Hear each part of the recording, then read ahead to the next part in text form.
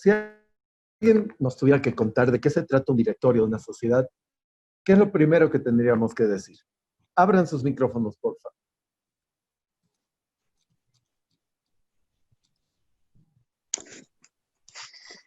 Que el directorio mínimamente tiene que estar conformado por 3 personas, sean accionistas o no. Totalmente de acuerdo con esa característica, Melissa, pero antes, ya me estás contando cómo forma el equipo, pero me falta antes algo. ¿Qué es lo primero que tenemos que saber del director?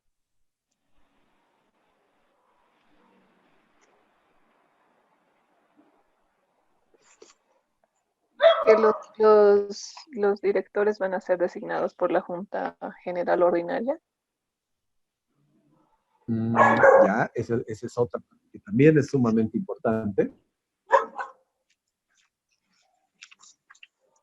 Pero todavía nos falta lo más importante. Las personas del directorio pueden ser accionistas o no. Eso nos dijo Melissa. Ah, sí, no escucho, perdón. No te prestan atención, Melissa. Bueno. Que para desempeñar el cargo se tiene que tener la capacidad requerida de acuerdo a los requerimientos.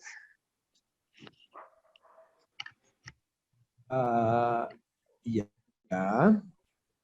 Todo lo que dicen es correcto, por si acaso. No les estoy diciendo.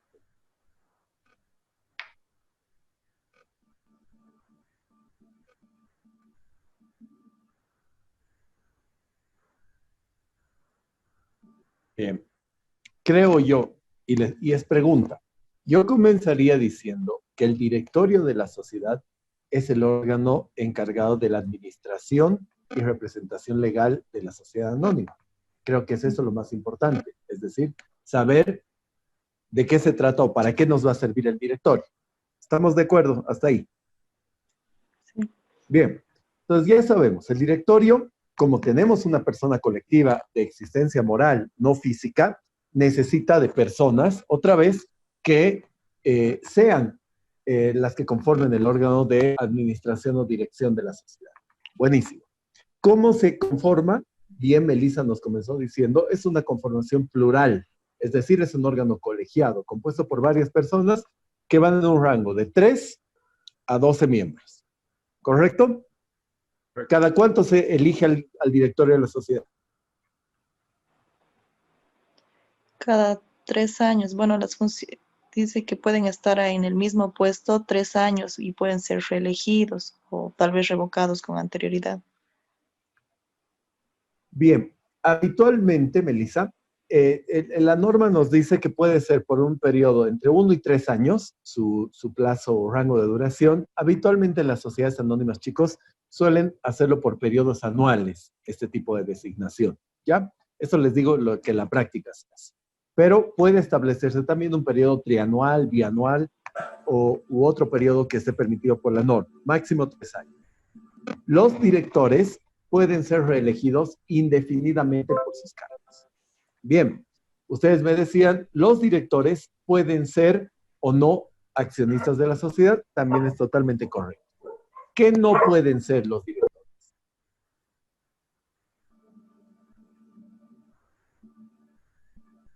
¿Quiénes no? Cuando digo que no pueden ser, ¿cuáles son sus limitaciones? Los que tengan conflictos de intereses con asuntos litigiosos, dice. Ya, digamos, si yo tengo Tengan un juicio contra la delitos. sociedad anónima, no puedo. Si estoy prohibido para ejercer el comercio, no puedo. Pero esas ya son cuestiones tal vez hasta más generales. Algo que no se olviden, y es un tip que les va a servir siempre, no pueden ser parte del directorio de una sociedad anónima personas que tengan parentesco. ¿Ya? Muchas veces en Bolivia hay muchas sociedades que son familiares. ¿Ya? Entonces dicen, ya perfecto, el papá va a ser el presidente del directorio, yo voy a ser uno de los directores y mi hermano va a ser el otro. No existe. Entran en un problema de, llamémosle, incumplimiento de la norma. No pueden ser miembros del directorio, personas que tengan parentesco hasta el 4º grado de consanguinidad y 2º de afinidad. ¿Qué es la fianza?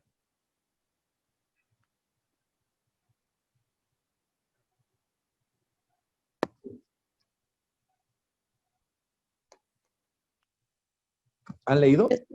Sí, es un monto que, bueno, al entrar al cargo, los directores tienen que dar cierto monto garantizando el cumplimiento de sus obligaciones. Y según lo que yo he entendido, este monto es devuelto una vez que finalice sus actividades, un año después, cuando se corrobore que no han faltado a sus obligaciones. Totalmente de acuerdo. Solo lo único que complementaría a la idea que nos ha dado Melissa es el hecho de decir que la fianza es una especie de garantía que dan los directores, que brindan los directores por cualquier responsabilidad en el cumplimiento de sus funciones. ¿Ya? Este es un órgano igual compuesto por varias personas, ya les dije, puede ser de 3 a 12. Habitualmente son 3, 5 los miembros de los directorios. Cuando la sociedad está naciendo y es pequeña, no pasa de 3.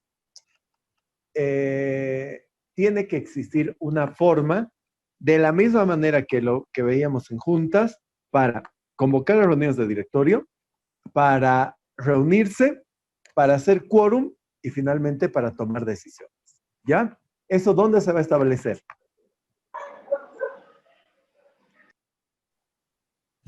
En los estatutos.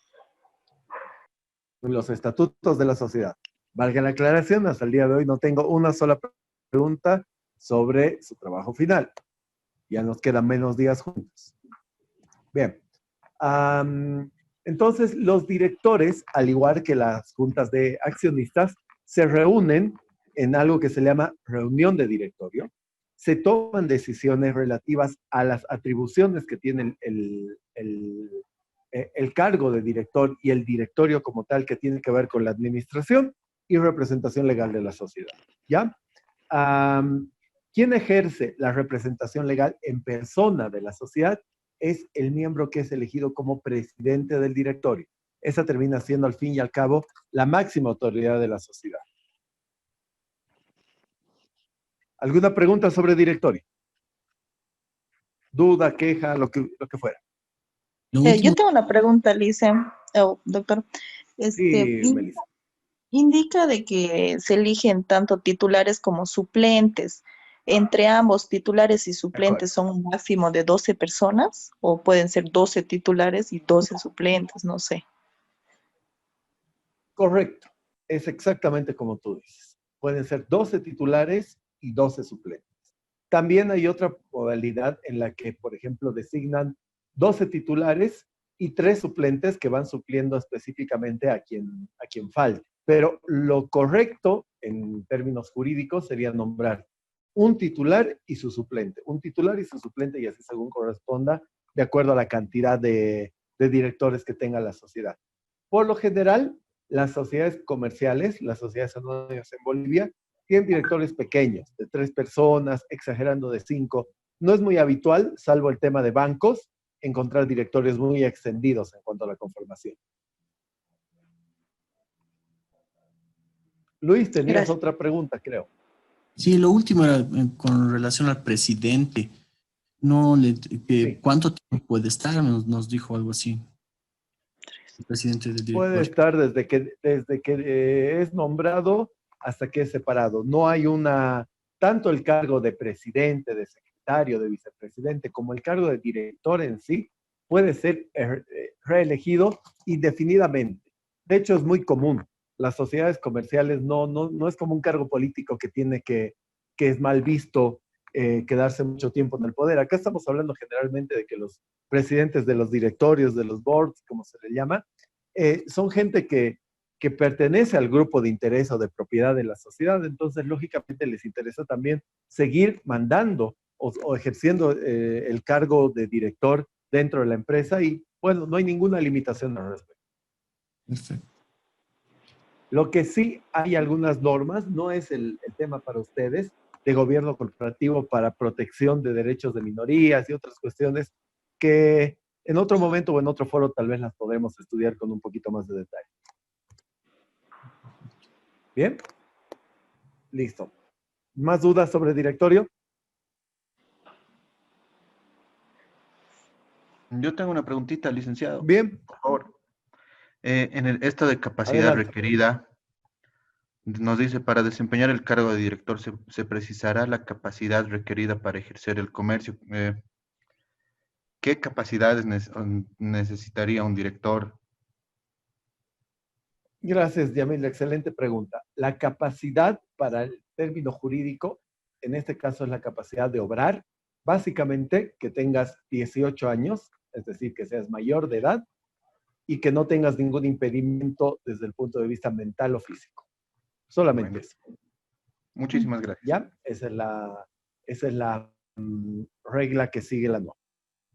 ¿Qué Gracias. es la fiscalización? ¿Se acuerdan ustedes que hablábamos que fiscalización para las sociedades básicamente tenía que ver con una característica fundamental?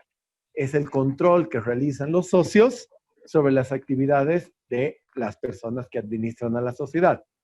Bien, ¿qué pasa en sociedad anónima? No tenemos una limitación de cantidad de socios. Supongamos que una sociedad anónima esté conformada por 1000 accionistas.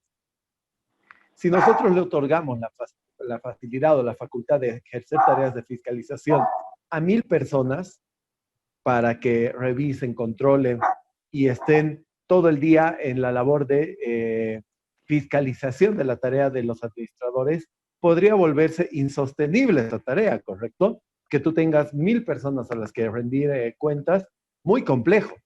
Entonces, para que sea algo llevadero y para que exista una verdadera garantía de seguimiento y de control de la legalidad, lo que se ha hecho en Sociedad Anónima es crear otro órgano específicamente que se llama Comisión Fiscalizadora o Sindicatura, es decir, una persona específica designada en particular para ejercer las tareas de fiscalización y control dentro de la organización social. ¿Cuáles son las atribuciones? ¿Quién me podría decir desde un punto de vista muy general, conforme a lo que han podido leer en el Código de Comercio?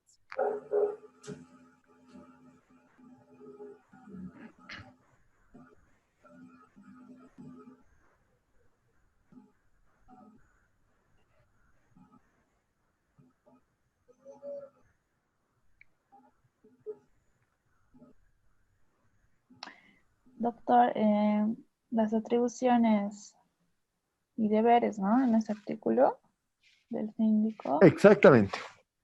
eran controlar la administración de la sociedad, fiscalizar la administración de la sociedad, decía, también examinar los libros. Era un contenido amplio con una serie de pasos, pero entre esos, asistir con voz también, pero sin voto, algo así. Bien, el Incluye síndico el orden del día. es una persona muy importante para la sociedad, ¿ya?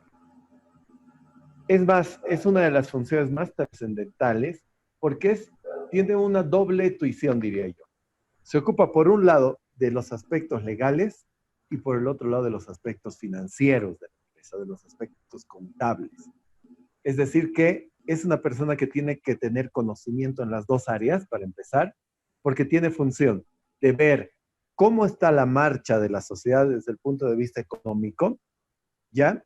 Y sobre todo es como una especie de contralor del cumplimiento de la ley por parte de la dirección de la sociedad. Es decir, que tiene una función sumamente vital para que veamos que la gente que maneja la empresa, el directorio de la sociedad, los gerentes y demás, cumplan con la normativa legal vigente. Y es tan importante su función, chicos, es decir, la función de los síndicos, en caso de omisión, es decir, de no hacer nada, por ejemplo, frente a algún incumplimiento por parte de los síndicos, por parte de los directores, el síndico tiene el mismo nivel de responsabilidad que un director. Es decir, si un director comete un delito, el síndico tiene la misma responsabilidad que el director por omisión de haber controlado esto. ¿Ya?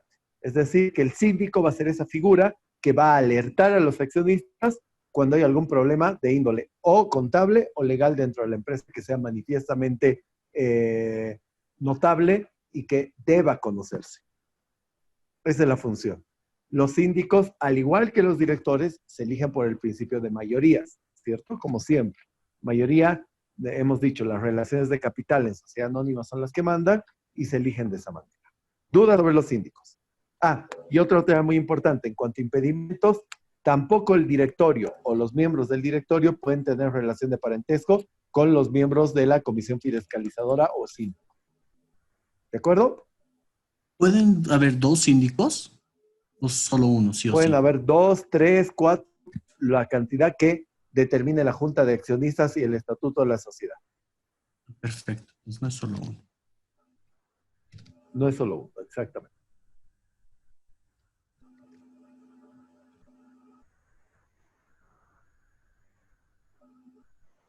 Doctor, yo tengo una consulta. Aquí indica de que en caso de que sean dos síndicos, uno de ellos tiene que ser elegido por los accionistas minoritarios. ¿A qué se refiere? Sí, exactamente.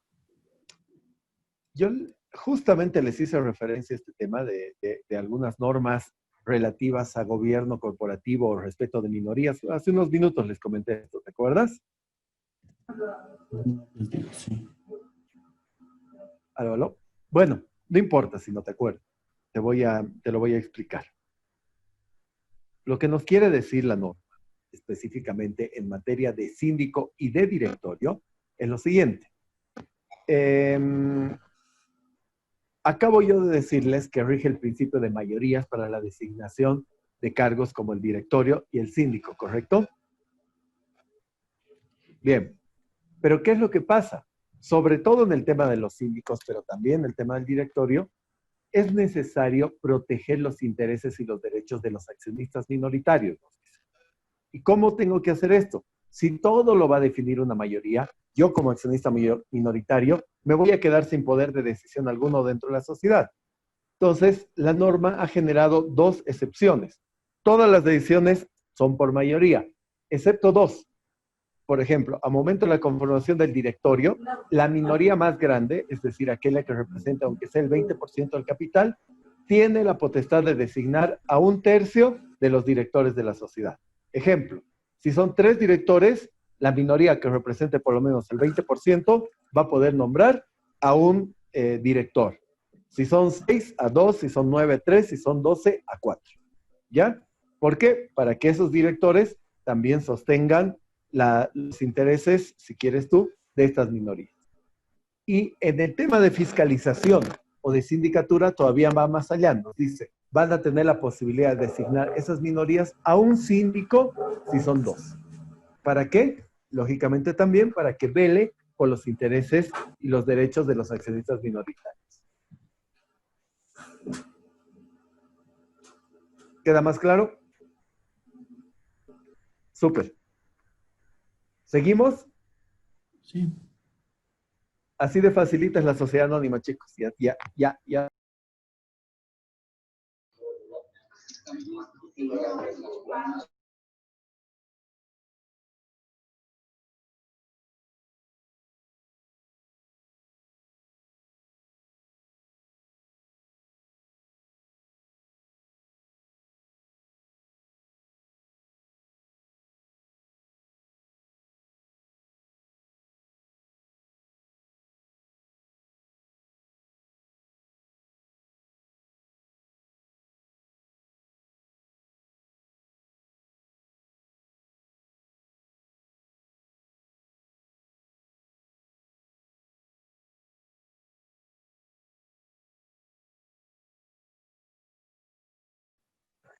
Hola.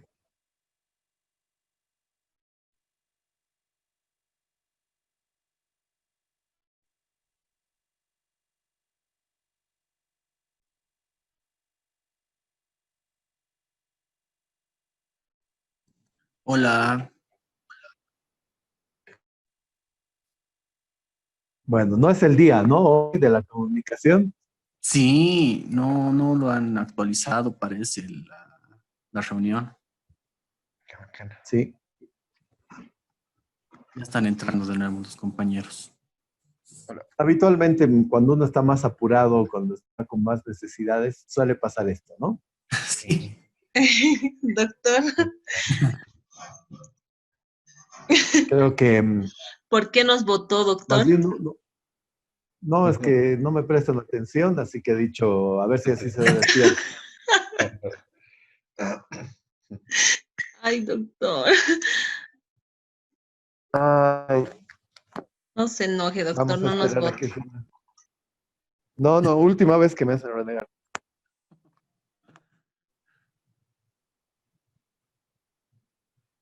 Hola, Hola, ¿qué tal? tiempo. Pasa eso en nuestras mejores familias. ¿Lo ve? Sí. Y en las peores también. También.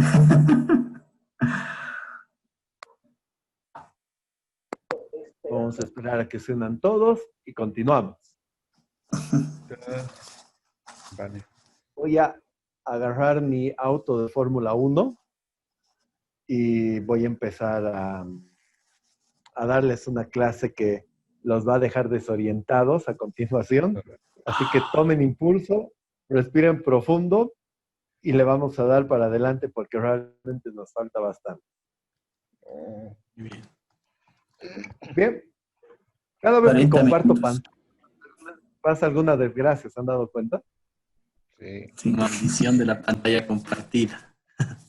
Sí, totalmente. Bien, chicos, ya sabemos qué son las sociedades anónimas. Ahora vamos a estudiar qué son otras formas asociativas. En primer lugar, tenemos a las sociedades comanditarias por acciones, ¿ya? Que no las estudiamos a fondo porque en realidad el contenido de la sociedad comanditaria es exactamente el mismo que el de la sociedad en comandita simple, solamente que a diferencia de la comanditaria simple, la sociedad comanditaria por acciones, el socio capitalista se convierte en un accionista. Después, la figura es exactamente la misma. En lo que tiene que ver con participación del Estado, lo que yo tengo que decirles a ustedes para que lo tengan presente, tenemos específicamente una norma o una ley, para ser más preciso, que es la ley de la empresa pública, que ya establece el reglamento y determina todas las formas en que el Estado puede intervenir en calidad de sociedad, por ejemplo, empresa pública, dentro de algún mercado en particular.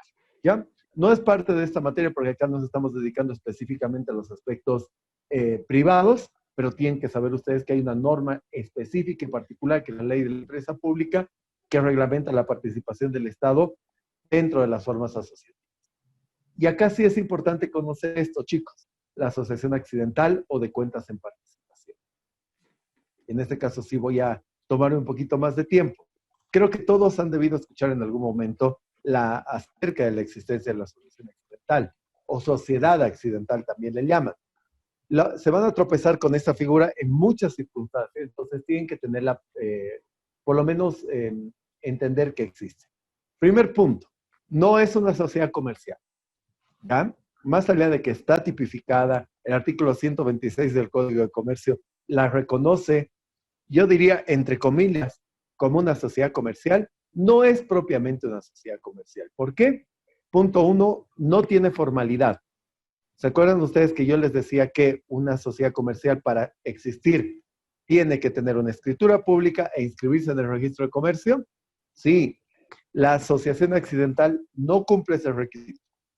Segundo punto, puedes hacer una asociación accidental incluso verbalmente si quieres. ¿Ya? Lo que habitualmente se hace es un documento privado. Tercer punto, por declaración del Código de Comercio, la asociación accidental no tiene personalidad jurídica propia ni separada de sus socios. Cuarto punto, al no tener personalidad jurídica, al no tener formalidad, no tiene capital, no tiene denominación propia, ni ninguna de las características que hacen a la sociedad comercial como tal. A todo esto, lo primero que me vendría a la cabeza es preguntar entonces, ¿para qué demonios existe una sociedad comercial? Y sería totalmente correcto, o una asociación de este tipo.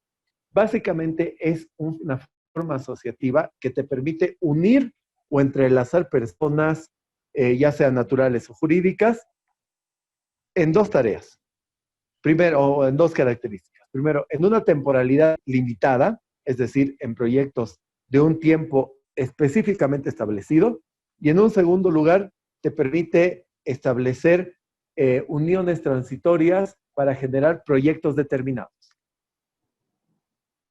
Ejemplo, tenemos todos acá, cada uno de nosotros, Luis, Jennifer, Esther, Melissa, Williams, Daniela, Vanessa, Ariel, Yamil, cada uno tiene su empresa constructora. Una empresa, llamémosle pequeña o mediana, y nos interesa adjudicarnos la construcción de la carretera, no sé, el asfaltado del tramo de La Paz hasta Sudyungas, por decirles algo. Si cada uno de nosotros va separado, no vamos a tener fuerza porque no vamos a cumplir con los requisitos. Pero resulta que si nos unimos de forma transitoria, podemos cumplir con los requisitos, vamos a tener la capacidad financiera, la experiencia necesaria y el éxito para llevar adelante ese proyecto. Para eso exactamente nos sirve la asociación accidental. Nos vamos a unir, vamos a hacer asociación accidental mientras dure la ejecución del proyecto, vamos a llevarlo adelante de forma continua, pero va a ser por un tiempo determinado, supongamos 2, 3, 4 años, solamente para un proyecto específico, la construcción de la carretera y nada más. Es permitido, es un vehículo viable desde el punto de vista jurídico y sirve para eso. Preguntas. Cualquier persona puede hacer una asociación accidental. Cualquier persona. Perfecto. Cualquier tipo de sociedad también, ¿verdad, doctor? Cualquier tipo de sociedad también. ¿Y una cantidad máxima de personas o sociedades que puede integrar o no? Dice. 259. No, no existe. No existe. No hay. No hay un mínimo. No hay. No hay. Licen, ¿y la estructura de esta sociedad accidental es mutuo acuerdo, algo así? La verdad es como, voy a utilizar un mal término, como les dé la gana a los socios. Como no tiene capital, como no tiene, no necesitas ponerle ni nombre. Es un contrato simplemente que va a unir a 2 personas, a 3 personas, a 10 personas en un solo proyecto para llevarlo adelante. ¿Ya? Hay muchas personas que, como es algo tan abierto y demás, suelen organizar su empresa bajo esta figura. Y no es correcto. ¿Ya? Porque es transitorio, por definición, y adicionalmente tienes responsabilidad solidaria e ilimitada. Entonces, no vale la pena hacer eso. Mayormente entonces para licitaciones, ¿no? Que conforman esto. Exactamente. Sí, sí. Ha adquirido mucha fuerza para el tema de licitación. Totalmente de acuerdo. Perfecto.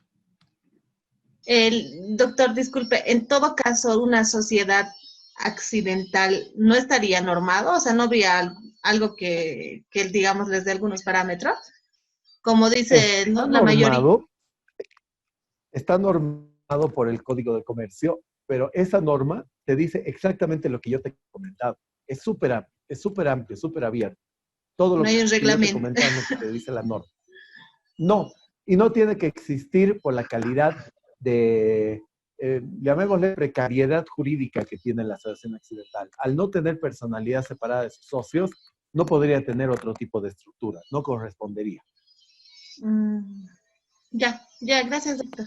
Sí, una cosita que me ha faltado decirles es que es habitual por costumbre generar un cargo de dirección, es decir, que se encargará de la representación legal, entre comillas, o de realizar los actos de dirección de la asociación accidental, generalmente uno de los socios o una persona que se designa a la persona. Incluso se les suelen otorgar poderes. Sí. Gracias, doctor. Una consulta. ¿Y este representante que vas a tener, este representante legal, también asumiría cualquier tipo de fracaso? Sí y no. Sí y no. Fundamentalmente por el hecho de que al tener una responsabilidad solidaria y limitada, sus socios esta termina siendo la más importante, ¿no? No funciona tanto como en el tema de los representantes legales de sociedades en particular. Ya, perfecto.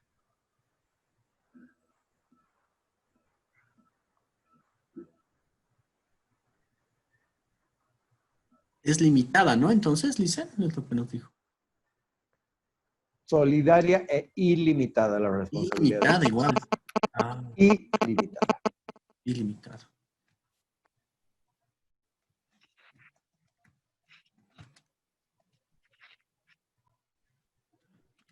Seguimos.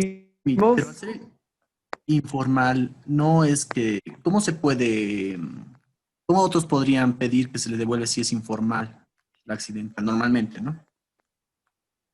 ¿A qué te refieres con pedir que se le devuelva? Como es ilimitada, tendrían que devolver hasta más de su patrimonio, ¿verdad? Hasta más de lo que aportan. Sí. Entonces, si es como es, son informales, que no ponen cuánto es su capital, entonces, ¿cómo podrían pedir que se le devuelva más de lo que han puesto? Vámonos al ejemplo. Nosotros construimos la carretera La Paz Yungas, ¿ya? Nos comprometemos, esa carretera va a costar $50 millones. Ujú. Nosotros vamos a aportar, de los $50 millones, vamos a empezar aportando $7 millones, por decirte algo. Pero resulta que Jennifer había tenido sus máquinas en mal estado, Esther no había tenido personal capacitado, Vanessa no había tenido la capacidad financiera que nos había dicho. Y bueno, resulta que como tenemos 3 jugadores en el equipo menos, nos hemos visto seriamente perjudicados y realmente no vamos a cumplir con los tiempos. Resultante de esto, nosotros hemos presentado garantías por $5 millones y durante los primeros 3 meses, como no estamos pudiendo hacer el trabajo, la administradora boliviana de carreteras dice, ¡uta, qué chacras estos cuates de la Asociación Accidental! Les resuelvo el contrato, les liquido sus garantías y nuestra pérdida, hemos puesto $1 millón, pero lamentablemente nuestras garantías eran por $5 millones. Ahí tienes el ejemplo. Ya. Y chao. Chao. Ah, ya. Entonces serían, Chao. digamos, la bolita de Exactamente. garantía, ahí es donde lo que está garantizando, ¿no? Perfecto. Ahí es donde, y ahí Luis va a contratar a Fabián como su abogado y los vamos a hacer caer a todos en un proceso arbitral. A las personas que nos han estafado. Nos la van a pagar. Exactamente. Ahí es donde empezamos a entrar nosotros, lamentablemente, los abogados. ¿Ya? Perfecto. Pero sí, es muy común que se generen responsabilidades por el mal desarrollo de un proyecto. Y en Bolivia, campeones mundiales para eso. Sí, es cierto. Vean casos respiradores si no me creen. Más cercano. Bien. ¿Seguimos? ¿Ven ahí en la pantalla lo que tienen? Disolución. Sí, Hemos hablado de las disolución. cosas lindas de la vida y todo, pero también tenemos que hablar de las cosas feas. Así como nacen las sociedades como lindos matrimonios y demás, también se divorcian las sociedades, es decir, terminan muriendo. En este caso, lógicamente, sería más asociado que un divorcio, aunque tiene estas características, es una especie de la muerte de la sociedad jurídica que deviene en un divorcio de los socios. ¿Ya?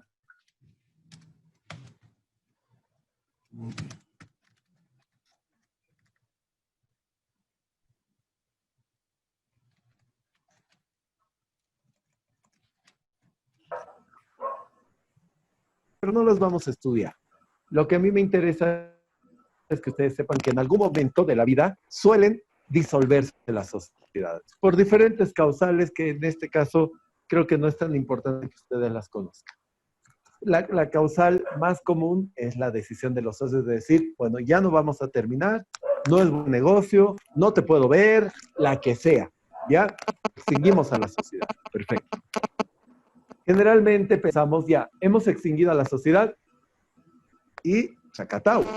Y no es así. En realidad, la extinción de la sociedad, la disolución, es como un punto de partida. Acá comienza, ¿ya? Se extingue, pero nos falta algo.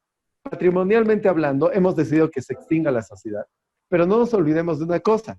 ¿Qué es una sociedad desde el punto de vista jurídico? Una verdadera persona, es decir, alguien que tiene derechos y que tiene obligaciones.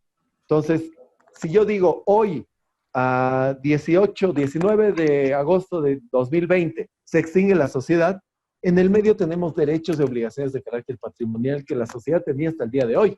Y no vamos a poder decir, ya todo lo que pase hasta el 20 no es problema mío. Lógicamente así no funciona. Bien.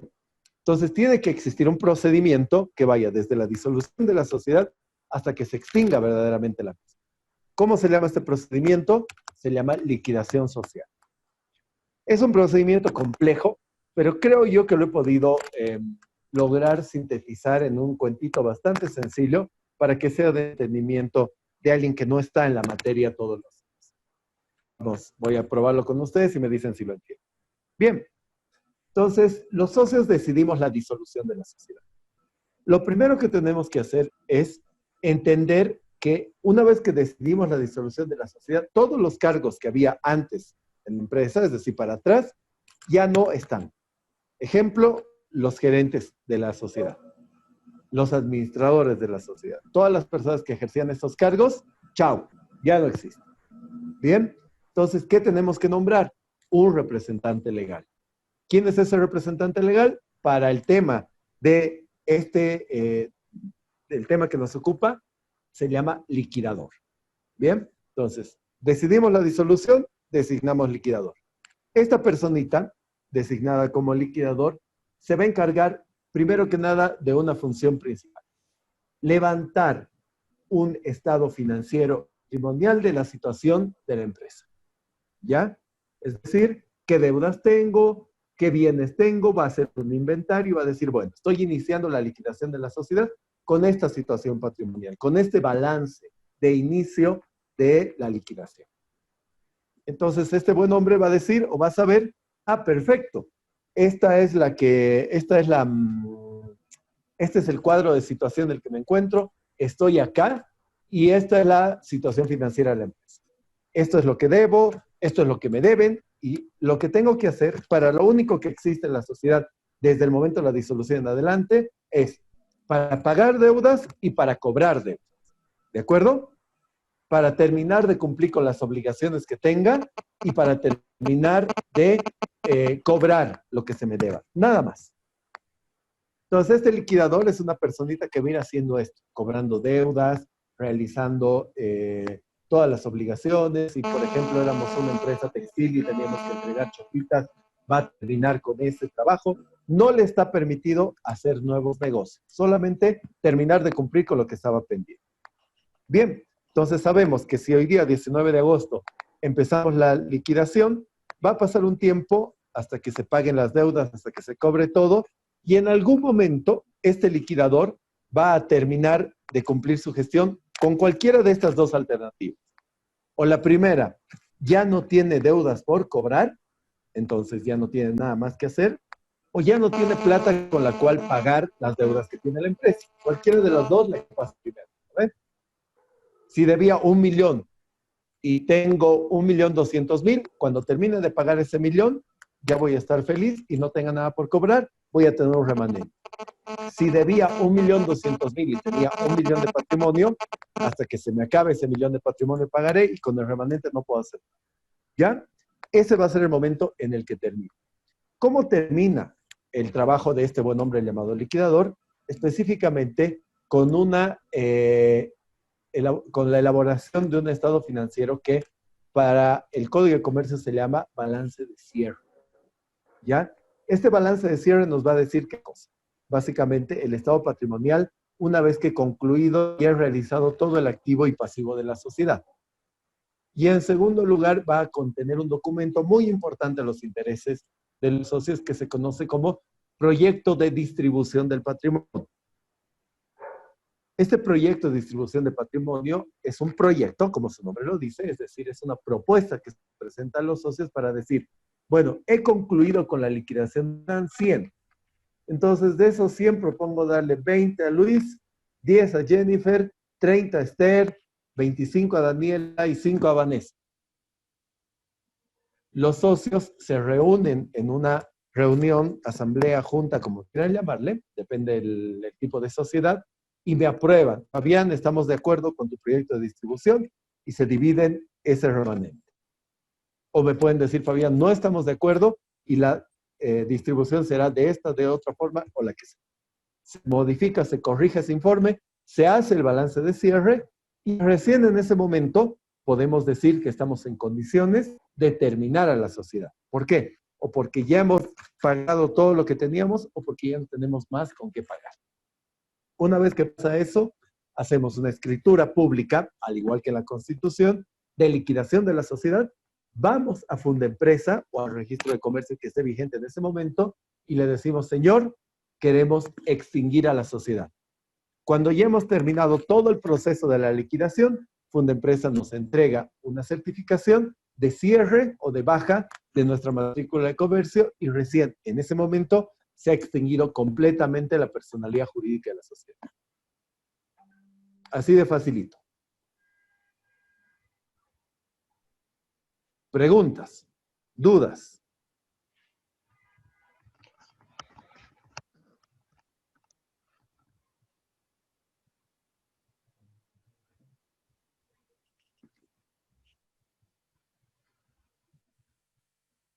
¿Quejas? ¿Estaba muy claro o no han entendido nada? Estaba claro, doctor. Súper. Entendido, doctor. Coincidimos Como entonces. de la Mutual La Paz. Un caso como eso sería lo que ha cerrado Mutual La Paz. En realidad, todos los cierres de las empresas son procesos de liquidación. Pero no te olvides que la Mutual La Paz tiene una característica particular. No es sociedad comercial, por ende ese procedimiento de liquidación no es el mismo que el que estamos viendo nosotros. Perfecto. Bien.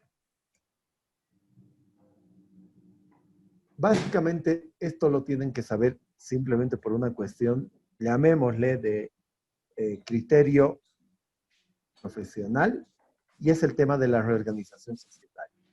En materia de reorganización societaria, chicos, tenemos nosotros tres tipos de procedimientos. No sé por qué. ¿Ustedes están viendo los tres ahí? Sí, acaba de verse. Ahora sí. Ahora sí. Bien.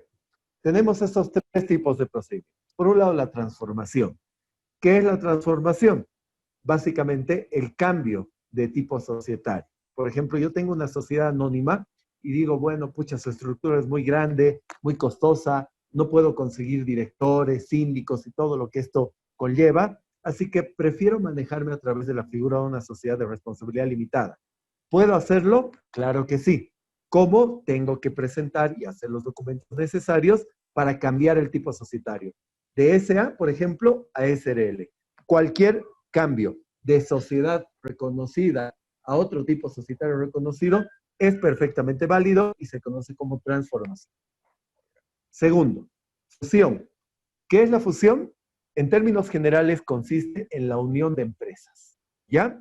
Dos empresas que estaban existentes, dos sociedades que existían, se disuelven y conforman una nueva, o puede ser que dos empresas, una de ellas se extinga y se incorpore a otra sociedad ya existente.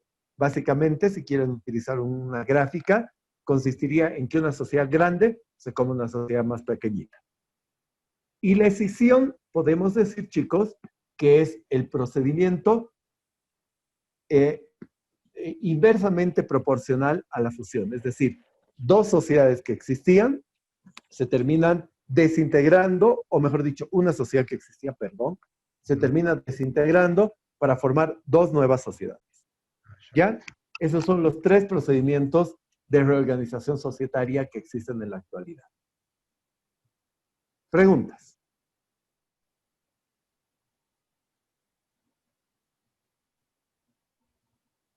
De la escisión, doctor, sería que sus no sé, sus acciones van pasando a otras empresas? ¿O que se dividen en otras No necesariamente. En realidad se divide toda la sociedad. No hay una transferencia de empresas. Y hay, obviamente yo estoy tratando de explicarles en 10 minutos lo que a mí me lleva un semestre de materia en todo lo que es sociedades comerciales, ¿ya? Hay como 6 o 7 procesos distintos de decisión, pero quiero darles un pantallazo para que ustedes tengan una introducción. La decisión es como una desintegración de empresas, como su nombre lo dice. Si ustedes se fijan, la raíz de la palabra escindir quiere decir separar, es separación de empresas. La fusión es una unión de empresas, la decisión es una desintegración. Dentro de lo que hay son los procesos de desintegración, es decir, de decisión, hay muchas causales. Por ejemplo, hay una forma en la que, digamos, Luis y Melissa son socios junto con Jennifer y Daniela, ¿ya? Pero resulta que un buen día se pelean ustedes. Dicen, ya no nos podemos ver, nos odiamos todos, así que Luis es bien amigo de Melissa y Daniela de Jennifer. Ya, perfecto. Cada quien que se vaya con su porción de torta de la sociedad y cada quien va a seguir haciendo su negocio. ¿Qué hacemos? Vamos a escindir la empresa. Se separen dos y, por ejemplo, en ese caso, Jennifer y Daniela serían propietarios de una sociedad y Luis y Melissa de otra. Ese es un ejemplo de tantos que se pueden presentar. O, por ejemplo, otro caso. Luis, Melissa y Vanessa dicen, tenemos una empresa súper exitosa, pero resulta que hemos diversificado tanto los negocios que estamos realizando, por un lado, producción de alimentos y por el otro, producción de envases plásticos, o mejor dicho, estamos realizando atención de alimentos y bebidas y por otro, producción de envases plásticos. Una actividad de servicios y otra actividad industrial. No vale la pena tenerlas juntas, correcto, entonces las separaremos. Se separan y conforman dos unidades separadas con distinto régimen tributario y etcétera, etcétera, etcétera. Y eso también es una decisión. Pues. Y así según corresponda. Ahí es bastante complejo el régimen de decisión. Ya, mejor comprendido, doctor, más bien. Gracias. Muy bien. Más dudas, chicos. Sé que los estoy bombardeando de información, pero es por una cuestión de tiempo. Porque ya esta va a ser nuestra última clase sobre sociedades comerciales. Ya hasta las palabras me estoy comiendo para avanzar. Está bien. ¿Nada? Melissa, o está No. chateando o está escribiendo todo lo que digo. Bien. ¿Dudas? ¿Sigo? Sí, doctor. Otro aspecto muy importante a tener en cuenta en el régimen de sociedades comerciales, chicos, es el tema de las sociedades que han sido conformadas fuera del ámbito nacional. A veces nosotros pensamos que la norma se rige pura y exclusivamente para las cuestiones que tienen o atañen a las empresas, pero bien sabemos que el mundo empresarial es muy dinámico, ¿ya? Entonces, también necesitamos saber cuál es el contexto cuando una empresa que ha sido constituida fuera viene a hacer negocios a Bolivia. Porque no es lo mismo constituirte bajo el régimen de nuestro Código de Comercio que constituirte bajo la ley de empresas norteamericana o bajo la ley de sociedades española. Son regímenes totalmente distintos, pero perfectamente pueden hacer negocios en Bolivia. Y yo seleccionaría o categorizaría en 4 fundamentales las formas en las que una empresa hace negocios dentro de Bolivia.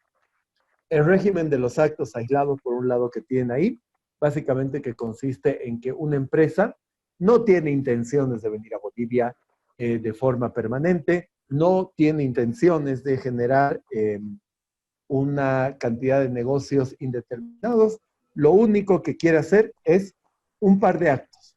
Ejemplo, les doy un caso, no lo tomen a mal, venir y vender 200 respiradores en Bolivia. ¿Ya? Y nada más, no le interesa abrir su sucursal, nada. Se puede hacer, básicamente esto se hace bajo un régimen de un poder, no mucho más que eso, y está totalmente permitido. Ya, esa es una. Hay otra organización que nos da la norma, que es la de objeto principal en Bolivia. ¿Qué quiere decir esto? ¿Qué era el objeto? ¿Se acuerdan?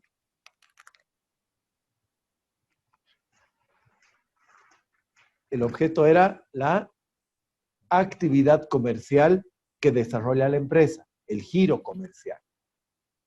Puede pasar que yo constituya una empresa en Perú, por ejemplo, pero que termine realizando la mayor cantidad de actividades comerciales en Bolivia. En ese caso, por una cuestión básicamente de tipo impositivo, chicos, la norma me va a consignar como si fuera una empresa nacional y todas las obligaciones legales que tengo que cumplir y principalmente las impositivas, voy a ser considerado como una sociedad boliviana para el pago de esas obligaciones. ¿De acuerdo? Segundo ejemplo. Tercer ejemplo. Puedo yo decir, no voy a venir a Bolivia a constituirme, pero quiero abrir un brazo de mi empresa bien puesto y asentado en Bolivia como tal.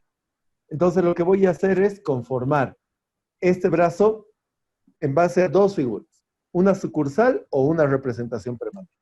La sucursal supone que yo designe un representante de mi empresa, es decir, un representante legal, le otorgue un monto de dinero, un capital determinado para que trabaje y tenga una oficina abierta al público. Esos tres requisitos.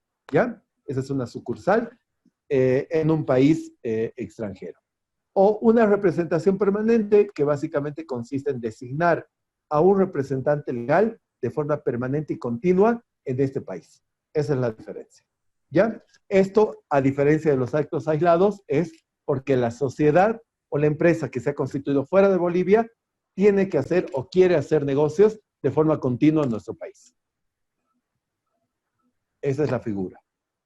Y finalmente puede pasar también que bajo el régimen de lo que se conoce vulgarmente como, no vulgarmente, sino doctrinalmente hablando, perdón, fuera de la norma como, se me fue el nombre, como filial se constituye en Bolivia. Es decir, yo tengo mi empresa original, pero voy a constituir un brazo de la misma como una sociedad boliviana y se va a conformar, la voy a otorgar, va a tener su documento de constitución, tal cual una sociedad como cualquiera de las organizadas en Bolivia desde cero.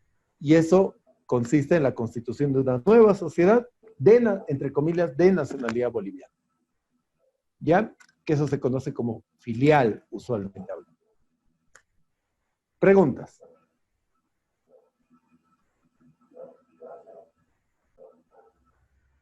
¿Dudas? Sobre todo el régimen de sociedades, que con esto concluimos.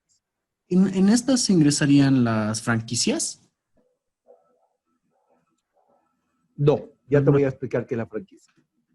Entonces no ingresaría en una de ellas. Ya, si no tengo otra pregunta, te explico. La franquicia en realidad no es una sociedad, sino es un contrato.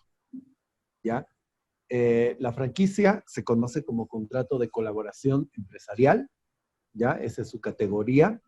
Y en realidad hay quien dice que ni siquiera es un contrato, sino un conjunto de contratos que contiene licencia, know-how, representación, y demás características, por ejemplo, en el que básicamente, ¿qué es lo que pasa?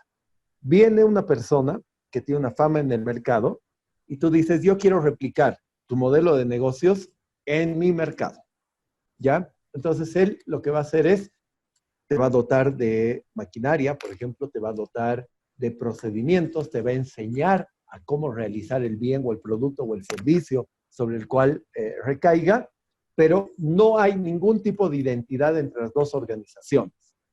¿Ya? Si te quieres ir a la práctica, Burger King en Estados Unidos no tiene absolutamente nada que ver con Burger King en Bolivia. Desde el punto de vista jurídico, son dos empresas y organizaciones totalmente separadas e independientes una de otra. Ya los une el contrato de franquicia, hay cierto nivel de integración desde el punto de vista económico, pero no desde el punto de vista jurídico. Perfecto, entonces nada legal, digamos, solo sería un pacto, ¿no? Es una integración económica, es lo que se conoce para los abogados que nos dedicamos a eso, un contrato de colaboración empresarial o un canal de comercialización, como es la distribución, como es la concesión comercial, en este caso la franquicia, que es un nivel más avanzado de integración. Perfecto, doctor. ¿Más preguntas? ¿Contrato de colaboración empresarial, dijo, licenciado? Sí, Yamil. Muchas gracias. Para eso estamos.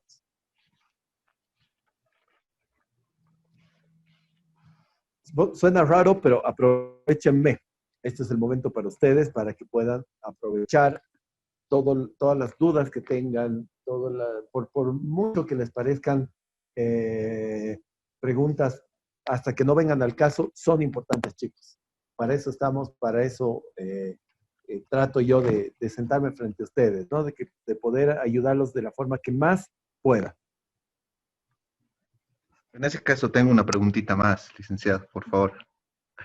Las microempresas, las que su capital de inversión no es superior, digamos, a los 12.000 bolivianos, si no me equivoco, ¿qué tipo de sociedad serían?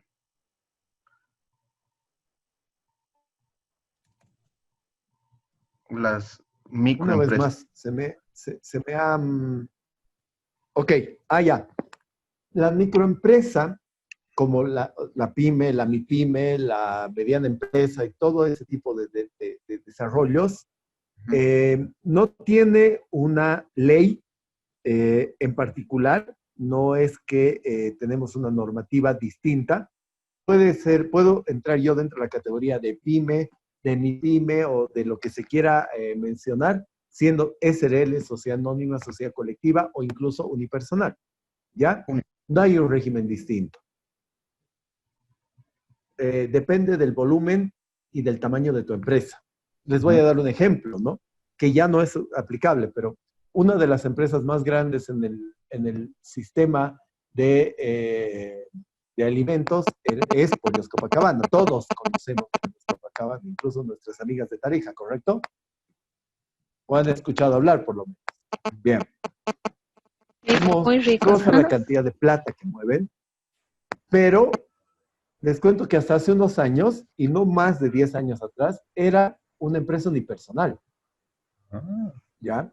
Ahora ya es una sociedad anónima, obviamente, y demás, pero era una empresa unipersonal que movía una cantidad monstruosa de dinero en comparación a una SRL. Es decir, el tamaño de la empresa no necesariamente lo define la estructura jurídica que tenga.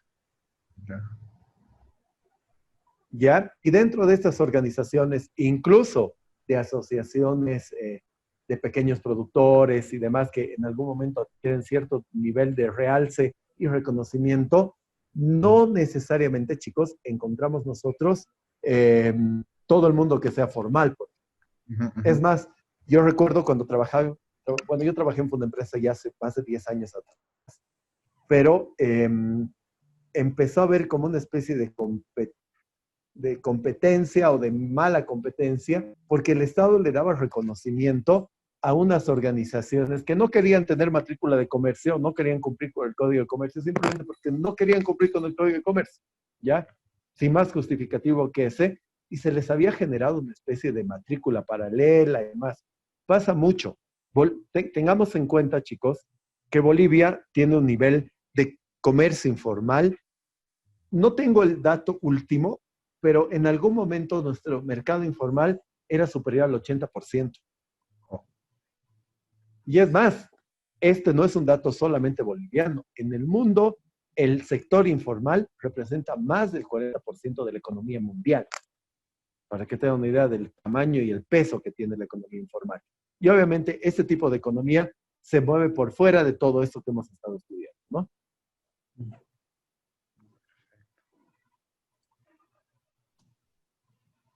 ¿Quieren un pequeño avance de lo que vamos a ver mañana? Si no tienen más dudas de sociedad. El viernes, no se asusten, van a respirar de mí mañana.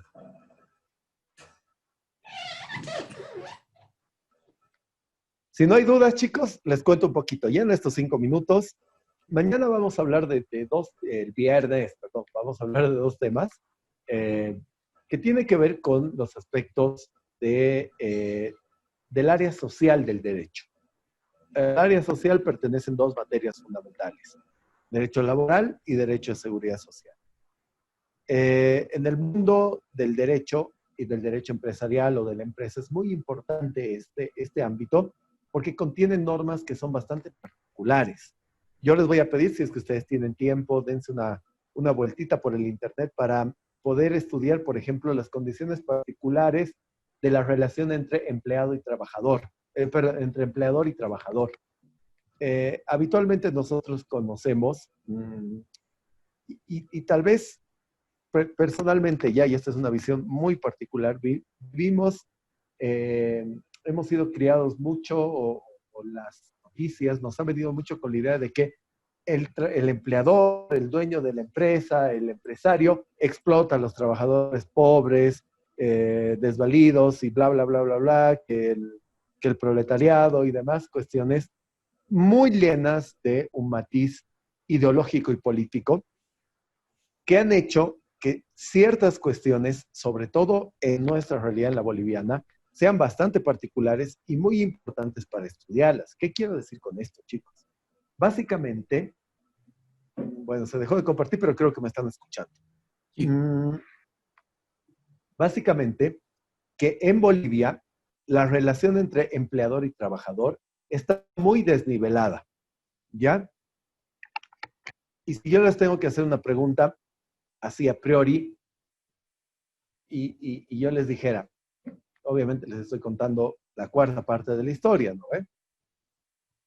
Hay un desnivel y hay un abuso en este momento en lo que es la relación entre trabajador y empleador, entre empresario y trabajador. ¿Quién abusa a quién?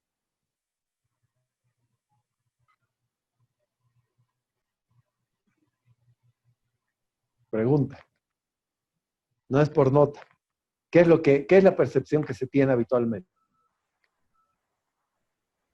Normalmente el empleador, ¿no? Entre el ¿Cómo? abuso, El el empleador. abuso podría ser digamos, del trabajador, ¿no? Que no está cumpliendo las horas de trabajo, pero igualmente le están pagando el sueldo. Yo diría al revés, más bien que Depende. explotar al empleado. Sí, yo estaría un poquito más de acuerdo, Williams, con esa idea, que en realidad generalmente hemos vivido bajo esa línea, ¿no? De que el empresario explota al trabajador y demás. Yo no quiero convencerlos de absolutamente nada, por si acaso, porque esta es una clase objetiva y para nada ideológica, pero vamos a ver cómo está la estructura de relación entre empleador y trabajador. Es sumamente difícil en este momento por la cantidad de normativa que se ha emitido. La figura es, yo diría, casi totalmente inversa a lo que habitualmente se piensa. Realmente está descompensada la relación laboral y esto, a contrario de lo que pueda pensarse, termina siendo muy perjudicial para los trabajadores. ¿Por qué? Porque si yo soy empresario y veo que tú, mi trabajador, tienes una norma que te favorece en todo, voy a tener dos opciones. Tengo que tomar dos caminos. Contrato empleados o no contrato empleados. ¿Qué harían ustedes? Si me es totalmente perjudicial, lógicamente la salida que voy a tomar es tener la menor cantidad de empleados que yo pueda y ver cualquier otro régimen que me pueda favorecer un poco más a mí como empresario. Entonces vamos a darnos cuenta que por ahí es tan radical la protección y la defensa del empleado que tiene nuestra normativa que por ahí va a terminar siendo hasta desalentadora para la generación de la relación laboral. Y les voy a dar un ejemplo. Si tú vas a Estados Unidos y un día se levanta despeinado tu jefe y te dice, andate a tu casa, no te quiero ver más en la vida, ¿qué es lo que va a pasar? La respuesta es, no va a pasar absolutamente nada. Tú te vas a ir a tu casa y te quedaste sin chamba. La empresa, ¿qué te va a pagar? Absolutamente nada más ni nada menos que hasta el último dólar por el tiempo que tú hayas trabajado. Nada más. Tienen Y beneficios. así funciona el mercado. Nadie se queja por eso. En Bolivia, si el empleador te quiere despedir, tiene que encomendarse a la Virgen de Urcupiña y pelearse en todos los estrados habidos y por haber. Sumamente complejo. Y les voy a mostrar cómo se da eso. Es una situación bien, bien delicada, no solamente para el empleador, sino ya también se ha vuelto una situación delicada para el empleado. ¿Por qué? porque lógicamente nadie quiere contratar, porque es sumamente difícil también esto. Entonces vamos a ver esas características, porque ya estamos viendo que las condiciones de contratación no son las que habitualmente nosotros conocemos. Todo esto es lindo de conocer para que ustedes tengan una idea, por lo menos inicial, de cómo se manifiesta el ámbito laboral. Y es por eso que no hay mejor posición para nosotros los abogados que defender a un trabajador. Es como patear un penal sin arquero. Es realmente la situación más sencilla para nosotros como abogados cuando tenemos a trabajadores que reclaman por sus derechos. ¿Puedes fallar un penal sin arquero? Puedes fallar, pero realmente tienes que ser bastante crudo para hacerlo. Bien, con esta profundísima reflexión casi filosófica, los dejo. Nos vemos el día viernes. Mañana van a descansar de esta fea cara y el viernes renovados nos vemos en clase, ¿sí? Doctor, unas consultitas queríamos hacerlos entre los chicos. No, ya me voy. Es sobre el trabajo final. Ah, no sé. Claro, Luis, por favor, adelante. En primer lugar, queríamos consultar si es que podríamos hacer de 5 integrantes. No, es mucho, Luis. ¿No se podría? Porque la otra A opción... ver, ¿qué han entendido con máximo 3? Bueno, que voy a decir 3. Que puede ser 2. Somos 10. Que puede ser. Y que podemos consultar si puede ser 5. Ah, ya. Bien. Sí, obviamente la consulta es gratuita. A ver, deme un razonamiento por el que pudiera ser de 5. Convénzanme, ¿no? Estamos en una negociación. Una de mis especialidades en el área jurídica es justamente negociación. Han empezado mal. Hemos empezado mal. ¿Ya? No, directamente. Les voy a dar algunos tips de negociación el día sábado.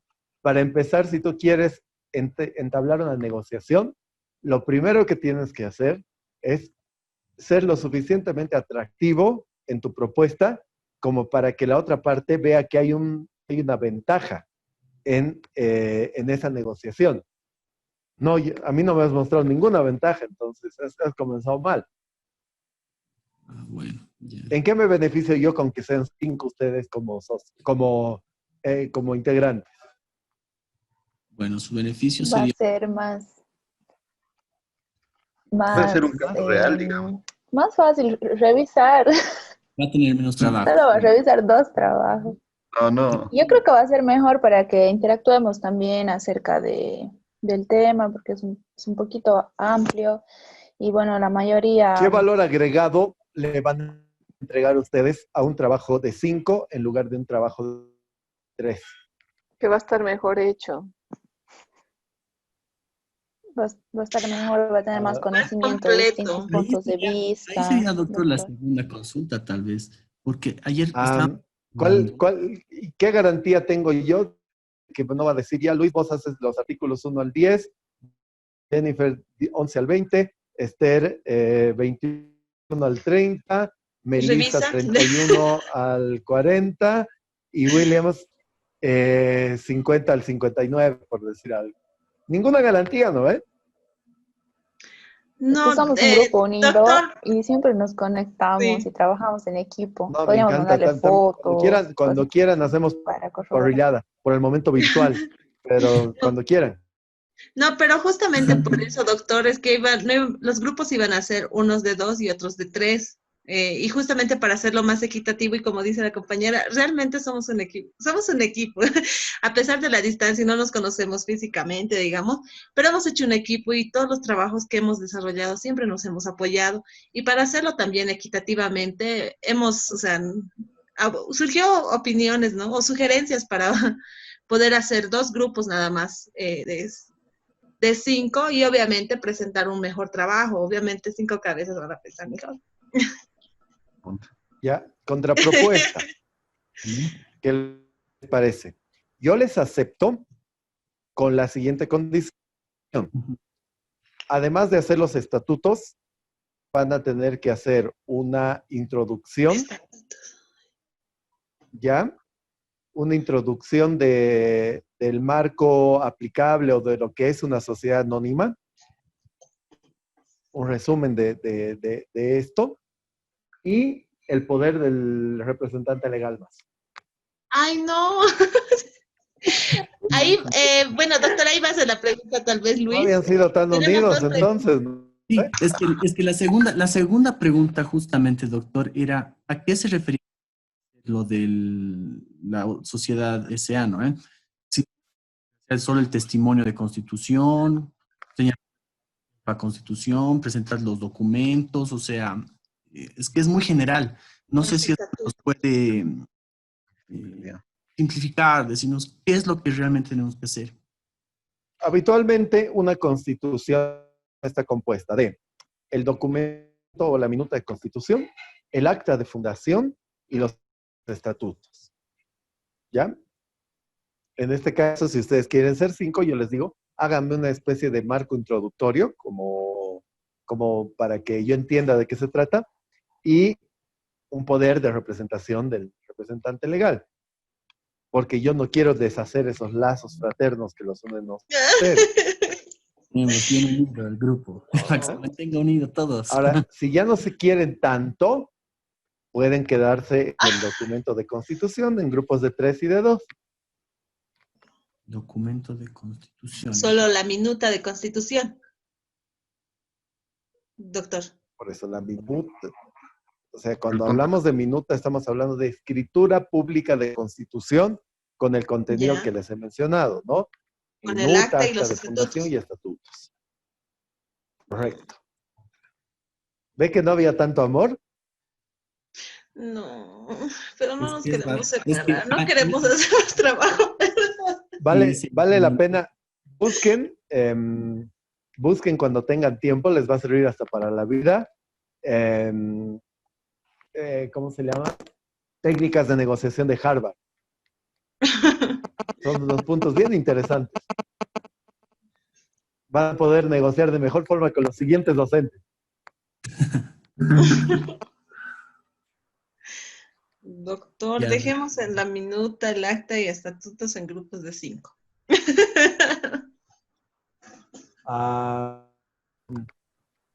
qué buenísima, qué ofertón diría, pero Pero lo pero acepta. creo que no se va a dar, che. Ay, A doctor, pesar ¿no? de lo tentadora de tu oferta, creo que no. Doctor, le va a ser más fácil revisar 2, como dice Vanessa, 2 trabajos a 4. Yo prefiero que ustedes aprendan y que sea más difícil para mí revisar. La escritura. De por si Bueno, Pero ¿puede proporcionar algún ejemplo para seguir, de por si acaso? De la escritura. Porque la verdad, sinceramente,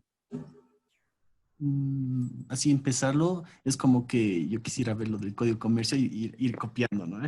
Ir haciendo reglamento 1, reglamento 2, pero... y para serte sincero, si tú revisas un estatuto modelo, habitualmente tiene una gran copia del Código de Comercio. O sea que vas muy bien rumbeado en lo que quieres hacer. ¿Sí?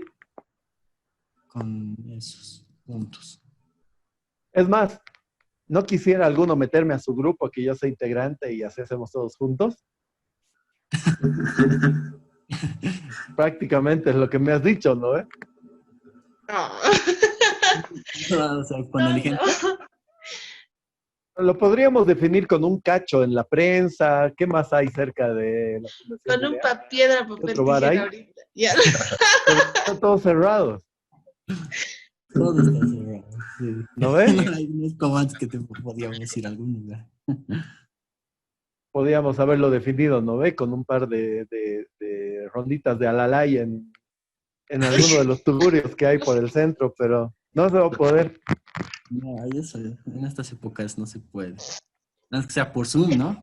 Hay que cuidarse, hay que cuidarse. No, pues pierde el sentido. No tiene. Sí. Yo voy a tener que pagar mi trago, no vale la pena. Me van a invitar. Claro. Ya, doctor, entonces Su respuesta definitiva es no. Ya no. Tiene una opción más. No, mi respuesta es sí. Yo les he planteado dos alternativas. Pues, buenísimo, han visto. Quieren ser 5, son 5. No hay ningún problema. Perdón, doctor, ¿qué más tendríamos que hacer si fuésemos 5? Ya todos han anotado, che. Sí, es Marco No, introductorio. perdón. La ¿Ah? introducción. Un Y, marco introductorio de lo que es una sociedad anónima y el poder de representación legal. eso. Y el poder de representación. Ya le metamos, pues, chicos. ¿Qué dicen? podemos... Comuníquenme el viernes, chicos, Mira, los que ustedes defiendan. Yo no podemos tengo ningún apuro. en Sí, un sí. grupo de WhatsApp. Nosotros ahorita nos vamos a reunir de nuevo para ver eso. Ajá, Y ya. Vamos a deliberar nuevas técnicas sí, de comunicación. vamos ahorita, luego de esto vamos a... ¿Sí? Sí, Por ahí me mejor. convencen, por ahí vienen con propuestas nuevas el viernes y yo digo, pucha, realmente, qué ofertón. Sí, vamos a leer las técnicas que nos dijo para ver si el viernes lo convencemos. Por, El último punto, doctor, era el tiempo de por entrega. ejemplo, Es decir, el sábado directamente. no.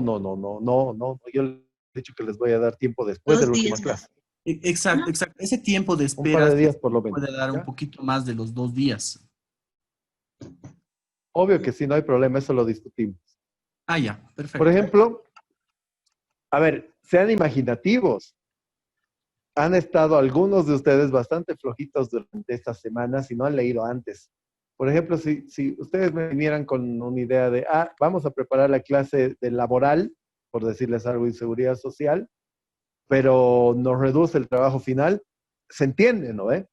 Pero si me vienen con la idea, no, vamos a hacer más y gracias, y dése por vencido, no van a lograr nunca nada. Ah, bueno. Una por otra, entonces. Otras alternativas. Siempre. En realidad, básicamente es por el hecho de que, si fuera por mí, yo les soy sincero, no evaluaría estos temas.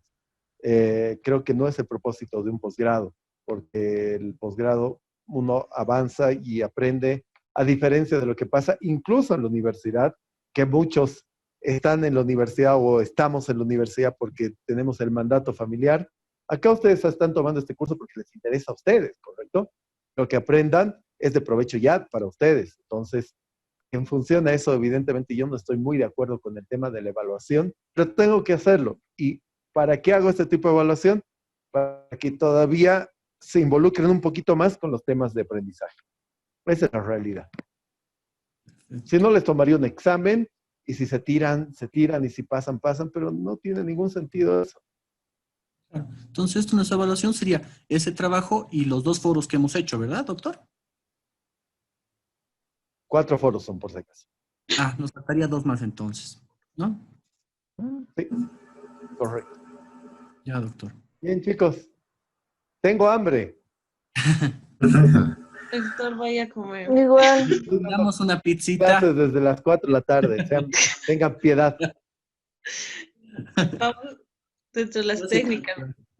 Entonces, Muy bien. El viernes le Espero avisamos. conocer sus técnicas. Por ejemplo, si ustedes estudian sus técnicas, ahí vamos a tener gran avance para el día sábado. las técnicas. Eso es lo que nos dice, ¿verdad? De los... No, técnicas de negociación, dice. Claro. Es algo que les va a servir hasta en casa para pelear con sus mujeres o para las chicas para pelear con sus esposos o para convencer a sus chicos de forma mucho más sencilla. Les prometo. Lo voy a leer. Bien. Sí. Lo vamos a leer para la próxima clase. A ver, ojalá. Ay,